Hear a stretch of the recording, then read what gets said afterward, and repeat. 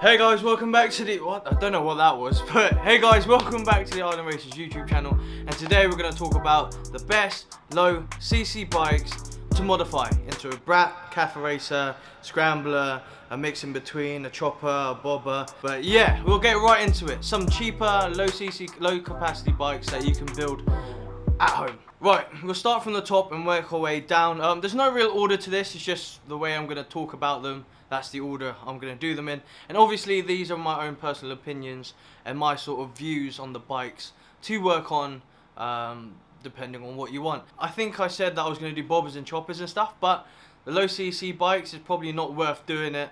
But you can. But the best bikes for cafe racer, brat style or a scrambler I'm going to be the ones that I'm going to talk about today, because those are the ones I have more information on and I have more experience with. Because personally I have a 150cc TMX Supremo and that was my base bike and that's what I turned into a cafe racer. But yeah, there's some issues and I'll get into that later on in the video. Alrighty, so the first thing on the list, we'll start with the Honda, as that's the one I have. I said it earlier. Well, there's two different classes of bike, but three different CC engine capacities of bike. So the first one we'll talk about is my TMX Supremo 150, a really good base bike that can be turned into a cafe racer scrambler quite easily. However, the parts and the things that you're going to get for them are going to be rather scarce. It's going to be hard to find parts that will fit directly onto the bike to make it a cafe racer or a brat bike. What I mean by that is a lot of the people that are making these products, or like these U-bends specifically, or these seats specifically, are more towards the next category of bike that I'll talk about within the Honda franchise. But let's keep talking about the TMX Supremo for now. There's going to be other issues that you're going to counter with that TMX Supremo as itself. The tank is relatively big, so if you're going for that cafe racer style and you want those clip-on bars, it's not going to work so well because it will bang against your tank, and then if you move it too much forwards, you're going to be in an uncomfy riding position. But if you don't mind that, then more to you. I had it for like a few months and then I gave up with it because it was killing my back. But anyway, other parts such as the rim set and the tires and stuff, you're not going to really be they're not going to be very hard to find. You can get them quite easily like I did. And the good thing about the Supremo in this sense is that I didn't have to extend my swing arm to fit in my rear wheel with a bigger tyre, the Swallow Classic tyres, the ones that everyone here in the Philippines has. I didn't have to modify the swing arm, but I did have to take away the centre stand. Pretty decent bike. You can probably pick one up for around 15 to 25k. You'll be lucky to find one that has its original ORCR and is a private bike at the range of 15,000. But if you can, send it to me because I want it. No, but yeah, go for that one if you can. And don't let yourself not get this. That Am I making sense?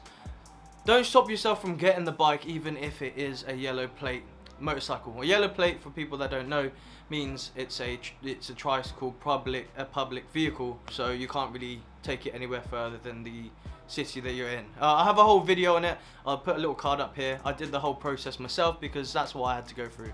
Another good thing about the TMX Supremo is the ride height is actually quite high. It feels like you can control it a bit more as compared to the ones I'll talk to in a little while. Anyway, to the next set of motorbikes within the Honda franchise is the Honda TMX Alpha 125 or the Honda TMX 155. Roughly the same frame, base and everything. The only difference is the engine capacity. Is all up to you. You'll find mostly that the 125s are private vehicles. Not strange at all, because the tricycle drivers here, or riders here, need a higher capacity engine to haul the people that they're carrying in their cabin, in their sidecar. Yeah, the 125, even though it's a smaller engine, you'll probably have less issues finding it as a private vehicle. Whereas on the 155, you'll probably find a lot of them were once tricycles. And there's nothing wrong to it. I said it before just a second ago that I'll put a card there on how to do the whole process.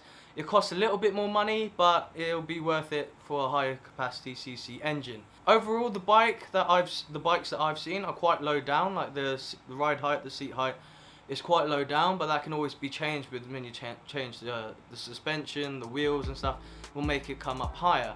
And Another positive thing about these bikes is a lot of the parts are manufactured for the actual specific line of the Alpha 125 and the 155, unlike the Supremo, sadly.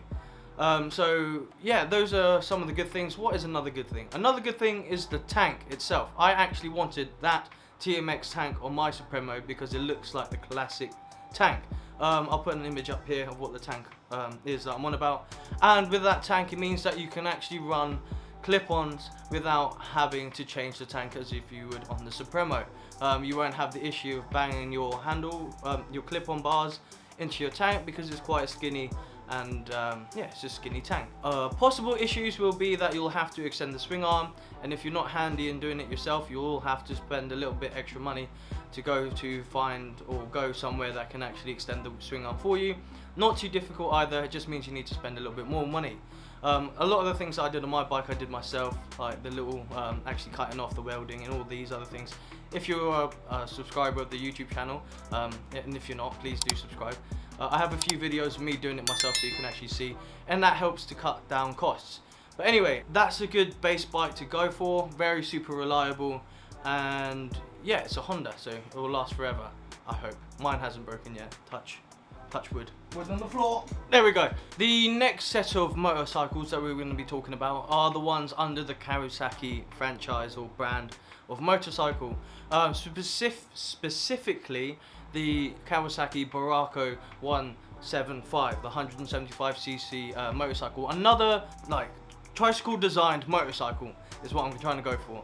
Another higher capacity cc, which is good, but it'll have the same sort of issues as you would with the TMX Supremo, TMX 125 and the TMX 155. It is a higher capacity cc, so you'll get more bang for your buck, I suppose, in that sense, but the price range for those are quite steep because it's a 175. What else is there about it? I struggle with these things because it's basically all the same sort of thing with all these bikes in terms of like modifying and changing it. The parts that you're going to get are roughly going to be the same as each other for whatever brand you're getting.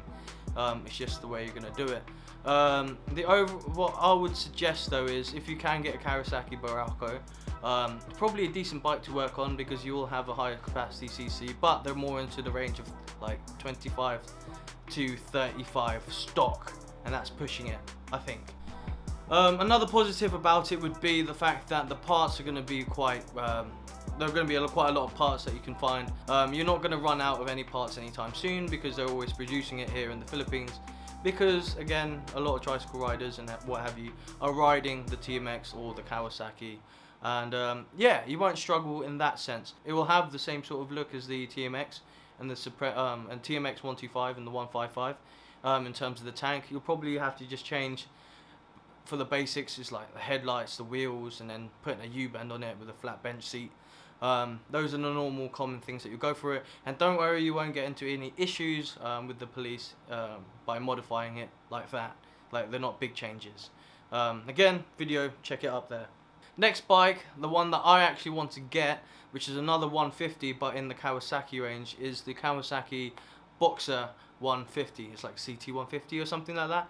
I like it because the actual base bike itself is halfway done. You know, like, I'll get an image right here so you can see, but basically it's halfway done in the sense that the tank is super cool. It looks like a mandrel tank, and then you just need to put a flat bench seat on them, and then it's already got the round headlights. So if you're going to try and save some money in terms of spending to get these parts that you're going to change out, because like on the TMX and the Kawasaki, you're not going to keep the headlight that's already on there, but on the Boxer you probably can, because it's a nice big round headlight. What else is there? It's a 150cc. I'm not sure about the abundance of parts that you can get for it. I haven't really seen many of them around, but you can find them for quite cheap on Facebook Market, around the 10 to 15,000 peso range. Again, same issues, private, public, things that aren't going to be a big issue, but if they are for you, obviously you're going to have to spend a little bit more. So this is going to be hopefully quite a relatively short video, because I'm just trying to show people in the Philippines what bikes to go for if you're going to go for a cafe racer, brat or scrambler bike at a low cc range. But if you do want to have a challenge, like I'm setting myself out to have a challenge now, with one of my friend's bikes is that I'm working on an XRM 110, which, as a lot of people here in the Philippines will know, it's an underbone. The actual base bike itself, not perfect for a cafe or scrambler look, but I'm going to do it anyway, more of a challenge. This goes for all the bikes that have underbones. You can always turn them into a cafe racer or a brat bike. It's just the amount of money you're willing to spend. Or if you can do it yourself, then, well, what's the harm, you know? But at the moment, I'm working on this XRM, and basically what I'm going to do is I'm going to try and make a fake sort of bar that goes across to make it look like it has a normal place for the tank to be. Does that make sense? I hope it makes sense. And yes, I'll reroute the fuel so it actually uses the fuel tank as a proper fuel tank, and the whole back end of this XRM is coming off. We're going to go for a monoshock. I haven't actually shown you any of that. I hope this video though is useful in any sense, just to give your get the gears going on what bikes to look out for, and to have a go making your own special motorcycle for yourself. Also, try and make it a little bit different if you can. I'm not forcing anyone to do it, but make sure it has a little bit of character that resembles you as a person, because that's what bike building is about.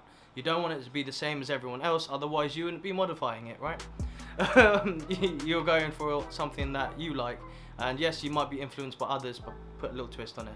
You know what I mean? But anyway, as we always say here, ride safe, ride often, and win your race.